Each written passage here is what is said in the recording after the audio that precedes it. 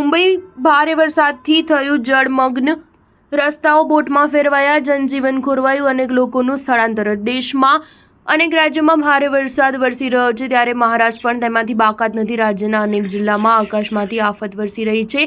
ભારે વરસાદને પગલે મુંબઈ પાણી થયું છે, તેમજ રસ્તાઓ પર વરસાદના પાણી ફરી વળતા વાહન વ્યવહાર ખોરવાઈ ગયો છે અને લોકલ ટ્રેન સેવા પણ અસર જોવા મળી રહી છે. વરસાદને પગલે અનેક નીચાણવાળા વિસ્તારમાં પૂર જેવી સ્થિતિ સર્જાતા અનેક લોકોનું સ્થળાંતર કરવામાં આવ્યું હતું.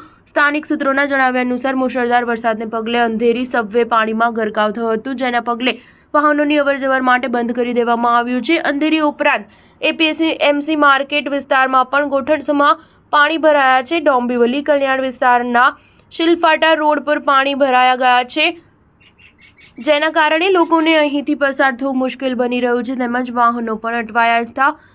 ભારે વરસાદને કારણે નવી મુંબઈ એમએફસીઓ માર્કેટમાં પાણી ભરાઈ ગયા છે, તો બીજી તરફ વેસ્ટર્ન એક્સપ્રેસ વે પર સવારથી જ ભારે ટ્રાફિક જામ સર્જાયો છે. મુંબઈમાં પણ મીઠી નદીમાં ઘોડાપૂર આવ્યું છે. મુંબઈમાં ઠેર ઠેર પાણી ભરાવાની સમસ્યાના કારણે અનેક જગ્યાએ વાહન ચાલકોને મુશ્કેલીનો સામનો કરવો પડી રહ્યો છે. હવામાન વિભાગ દ્વારા આજે પણ મુંબઈમાં ભારે વરસાદની આગાહી કરતા યલો એલર્ટ જાહેર કરવામાં આવ્યું છે. મુંબઈને પાણી પૂરું પાડતા ડેમમાં પાણીનો સંગ્રહ 66.77% થઈ ગયો છે.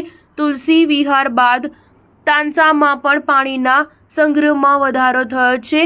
મોડકસાગર તળાવ પણ ઓવરફ્લો થવાના આરે છે. બીએમસીએ મુંબઈમાં આજે બપોરે 3 વાગે હાઈટાઇડનું એલર્ટ જાહેર કર્યું છે. દરિયાકાંઠે 4 થી 5 મીટર ઊંચા મોજા ઉછળવાની સંભાવના છે, જેના પગલે લોકોને દરિયાકાંઠેથી ન જવા ચેતવણી જાહેર કરવામાં આવી છે. મુંબઈ ઉપરાંત પુણેની હાલત પણ ખરાબ છે, જ્યાં ઘણા વિસ્તારોમાં 100 મિલીમીટરથી વધુ વરસાદ નોંધાયો છે. સ્ટાર ન્યૂઝ 7 હંમેશા સચ્ચાઈની સાથે.